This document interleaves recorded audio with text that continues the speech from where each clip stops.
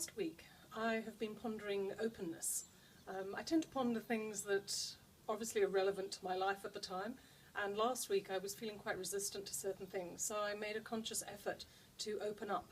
And obviously by doing these blogs and things, I then sort of started thinking, well, what is openness? Why is it important? And how do you achieve openness?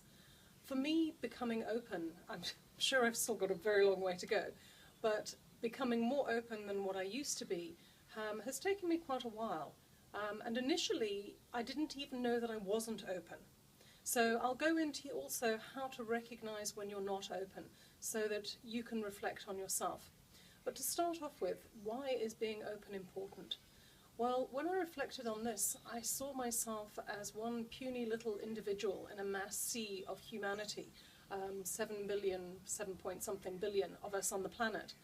And I am severely limited in my own resources and my own capabilities by my hardware. I'm limited by the capacity of my brain, I'm limited by the information I can create into in my life. So for instance, I can only create from what I already know, if I'm using my own resources. So I'm limited to the experiences I've had, I'm limited to the knowledge that I've acquired. I can't go beyond that in my own personal capabilities. I'm also limited to my physical body. I'm limited to how healthy and fit I am. I'm limited to the connections, the people that I know. There's a lot of limitation, for want of a better word, when I try to operate from me as a human being on my own, in my own capacity. But when I open up to something that is far greater than I am. Some people call it God, Allah. For me, I'm just going to call it the universe. Please feel free to interchange that with whatever word makes you comfortable. When I'm open, I am open to universal wisdom, universal knowledge. I'm allowing that universal energy to flow through me and to create in my life. When I'm not in resistance, I'm in flow. When I'm in flow, it's a balancing act and something that takes a while to acquire. Well, it has for me anyway. Being in flow for me takes trust, it takes faith, it takes understanding how I work on the inside. I know when I'm following the right path, not because it's easy, not because it doesn't challenge me, but it almost lights something up inside of me. And that is when I know that even if I'm facing obstacles that are really scary, I still need to keep following that path if I'm to feel that aliveness inside of me, and if I'm to trust this huge, massive potential that is far greater than I can possibly be as a human being. So that is why, for me, I like to try and remain open. However, it's not always easy for me. I struggle with myself only. and that's really where it comes to how do you know when you're resisting. So for me, when I know that I'm resisting is when things don't seem to flow, when there's a lot of fighting and irritation in me as a human being. I start feeling frustrated, angry, I feel that things are not working the way I want them to work. It's the personality, the humanness of me tries to take over my life. When I'm open, it's not that these things don't cause me discomfort, but I am accepting of the discomfort. I don't resist it, it just is the way it is right now. It does inspire me to change, and it does inspire me to grow. But most of all, I try to sit with the discomfort, because to me, the more you resist the discomfort, the greater it grows. When I was running yesterday, I had a little thought about this.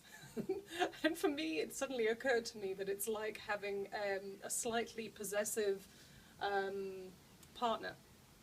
I was thinking neurotic, but I'm not sure if that's the right word. Anyway, a slightly possessive partner, a needy partner, that's the right word, a needy partner. If the more you pull away and you try to ignore this needy partner, this pain, uncomfortable feelings inside of yourself, the more it wants your attention, the more it tries to badger you, the more it's in your face, the more its sort of presence is felt. And there becomes a tension between the two things. However, if you were to sit down with this needy person, and if you were to give them time and attention and love, suddenly they aren't so needy anymore. They don't demand your attention so more. And for me, the same is with discomfort and pain and feelings of resistance. The more I allow them, the less they appear, the quicker they disappear. Now, how do you become open? That's the final part of this little videogram, or whatever you call it. My children would correct me. And that is, for me, it's really about getting to know myself. I think, to begin with, when I first started realizing one of my greatest faults is being defensive, I perceived that the world was a very frightening place when I was younger, so I built up a lot of defense systems. So it's getting to know yourself, and that's why for me it's so important about becoming aware. The more aware I am of myself, the more I get to know myself, the easier it is for me to move in a direction I want to go. So really just start to, you can even set an alarm on your phone, just to remind yourself to look inward and just check in with yourself. How are you feeling today? Are things flowing smoothly, or are you fighting things in your life? And if you're fighting things in your life, it's a very strong indicator that you aren't open to what is. So once you've, first of all, the first step is to acknowledge, because if you're not aware, you can't do anything about it. So that's the very first step in becoming more open, is to acknowledge where you currently are and what is in you that is not open. And then the choice is to open, and it's always easier to say than it is to do. Well, I found it that way anyway.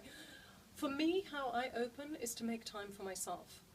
It's to sit quietly, find a quiet space, even if I take myself off into my bedroom, and just allow myself to feel whatever it is that I'm feeling in that moment.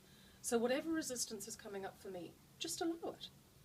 Breathe through it, breathe down into your stomach, because if you breathe into your chest, you hyperventilate and you might pass out.